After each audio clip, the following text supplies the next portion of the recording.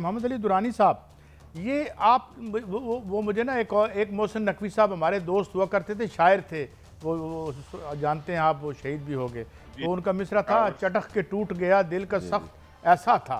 तो ये जो सख्ती हमें फ़िलहाल नज़र आ रही है और जिस सख्ती को आपने भी नरमी में बदलने की कोशिश की in the greater interest of this country, अब आप मुझे ये बताइए कि आप ये समझते हैं कि ये कोर्ट का जो डिसीजन आया है ये हमें बता रहे थे कि जी ये तो रेट्रोस्पेक्टिव इफ़ेक्ट के साथ होगा, ये नहीं होगा कि सिर्फ 23 सीटों के लिए हो। तो आपको लगता है कि ये कंपोजिशन बदल सकती है कौमी असम्बली में इनको सीटें मिलने से?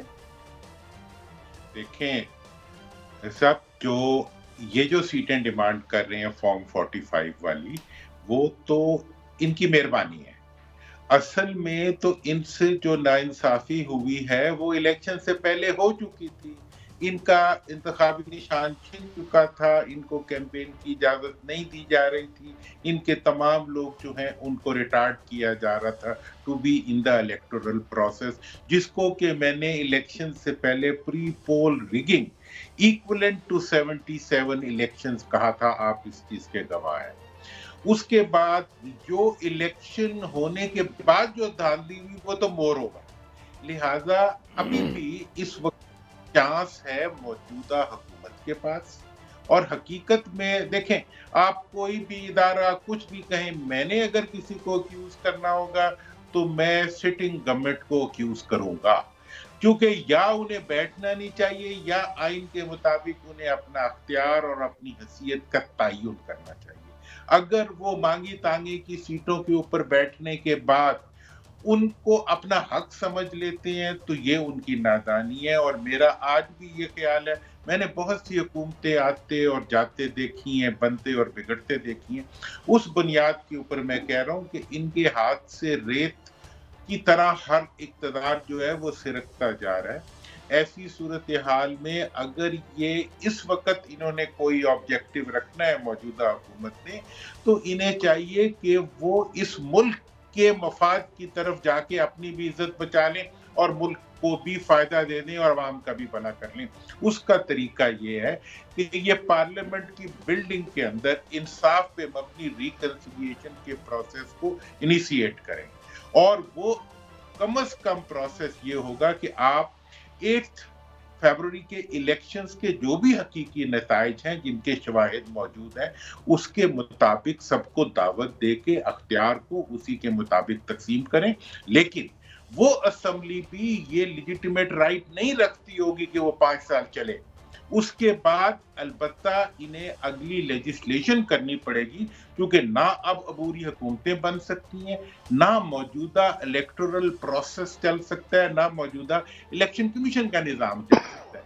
इन तमाम अच्छा दुरानी साहब, मैं एक और एंगल से इंटरजेक्ट कर रहा हूँ। आप हों, जनरल लोधी हों या मुशाहिद हुसैन सैयद साहब हों, ये वो लोग हैं जिन्होंने यानी बात की इसकी। और मुशाहिद हुसैन सैयद साहब भी जो है वो मैं अगर केयरफुली बात करूं तो वो भी पक्के फ़र्श के खिलाड़ी हैं, कच्चे फ़र्श पे वो नहीं।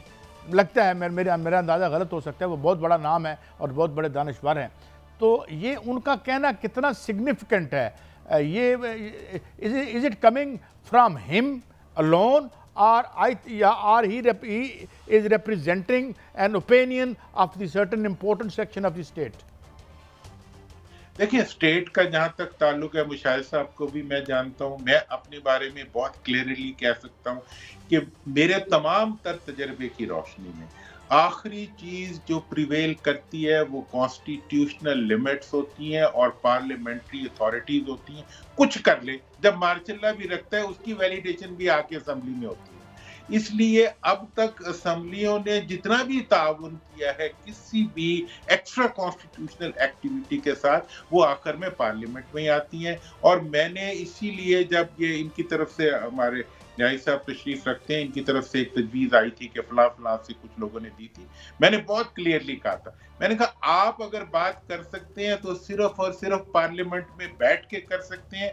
कोई एग्रीमेंट जो अदालत में होगा या किसी एम्बेसी में होगा, उसकी कोई कानूनी और कोई आईनी हैसियत नहीं होगी। आईनी हैसियत सिर्फ और सिर्फ उस एक्टिविटी की होगी जिसको होशमंदी के साथ पार्लियामेंट में बैठ के पाकिस्तान के मुंतखब नुमाइंदे आगे बढ़ाएंगे, क्योंकि अब पाकिस्तान के अवाम ने 8 फरवरी को माजी के तमाम रवायात। मैं दुरानी साहब, मैं कहता हूँ इससे ज़्यादा पॉजिटिव बात नहीं हो सकती, मगर खुद ये बातें करते हैं, हुकूमत में रह के कोई 90 करोड़ की बात कर रहा है, कोई किसी की बात कर रहे हैं। न्याजी साहब, मैं आपकी तरफ आता हूँ। जुडिशल कमीशन वो कहते हैं 2014 से शुरू करें, तो बड़ा नाम आता है, धरनों का नाम आता है, आपके भी जो हैं एक पेज का नाम आता है। तो are you ready for that kind of investigation if it is held? Niazi साहब देखिए, आज मुलाकात तो हुई थी कुछ जर्नलिस्ट की चेयरमैन इमरान खान साहब से, तो उन्होंने तो कह दिया था बिल्कुल मैं रेडी हूँ, लेकिन मेरे ख्याल से इससे थोड़ा सा, वैसे जा तो हम 1947 में भी जग सकते हैं वहाँ से भी, लेकिन थोड़ा सा पीछे चले जाए ना। एक जजमेंट आई थी सुप्रीम कोर्ट ऑफ पाकिस्तान की, असगर खान केस अगर आपको याद हो, उसमें बताया गया था कि किस तरह पैसे लिए गए, किसने दिए पैसे, किन लोगों को दिए, और उसमें मियां नवाज शरीफ साहब का नाम जो था वो सर फहरिस्त था। तो मेरे ख्याल से अगर उस जजमेंट पे ही सुप्रीम कोर्ट के हम इम्प्लीमेंट कर दें, उन लोगों को अकाउंटेबल कर देते कि जिन्होंने पैसे दिए और जिन्होंने लिए एक इलेक्शन में इंटरफेयर करने के लिए, तो हम इस मकाम पे ना पहुंचते। मेरे ख्याल से एक एग्जाम्पल सेट हो जाती। चले 2014 से बिल्कुल स्टार्ट कर दें आप, और देखें कि इस मुल्क की जमहूरियत के अंदर, बल्कि 13 से 13 का इलेक्शन भी ले ले, किसने इंटरफेयर किया, इलेक्शन किसने चोरी किया, किसने जो था एक आइन के अंदर एज आउटसाइड एक्टर आके उसका जो काम भी नहीं था उसके अंदर वो रोल प्ले किया जो उसको नहीं करना चाहिए था। तो मेरे ख्याल से बड़े नाम उसके आ जाएंगे। तो जहां तक इमरान खान साहब की बात है, वो तो देखे 200 मुकदमे उन्होंने फेस कर ली हैं, एक और कमीशन आप ले आए, लेकिन अच्छी बात है उस कमीशन से जो लोग हैं जिन्होंने फैसले किए, जो बाकी पावर विल्डर्स थे, उनका नाम सामने आ जाएगा। और इसमें छुपने की बात नहीं है, बिल्कुल हम तो मानते हैं, हम तो तैयार हैं, बिल्कुल कमीशन बनाए, लेकिन उसको इंडिपेंडेंट रखें, फिर कि उसके पास पावर्स हों कि वो किसी को भी बुला सके, किसी से भी एविडेंस कलेक्ट कर सके, किसी को भी उसकी जरा भी हो सके वहाँ पे। इस वजह से अगर आपने कमीशन बनाना है तो उस पर कोई फिर इफेक्ट ना आए या उसके अंदर भी कोई इंटरफेरेंस ना हो, बिल्कुल जरूर बनना चाहिए। साहब, हम इस सारी जमाने के इंतजार में हैं, और मैं भी हूँ, दुरानी साहब भी हैं, अल्लाह करे। नहीं देखिए कादी साहब एक चीज मैं कह दूं, मैं देखें, ये दुरानी साहब जो है ना, ये मेरे से ज्यादा सीनियर हैं, तजर्बाकार भी हैं, ये भी देख रहे हैं इस मुल्क में क्या हो रहा है, इन लोगों ने देखा है, आपने भी देखा है। तो इस वजह से अगर जब ये कह रहे हैं कि यार ये सिस्टम इस तरह नहीं चलना, ये कंपनी इस तरह नहीं चलनी, आप जिस तरह चलाना चाह रहे हैं,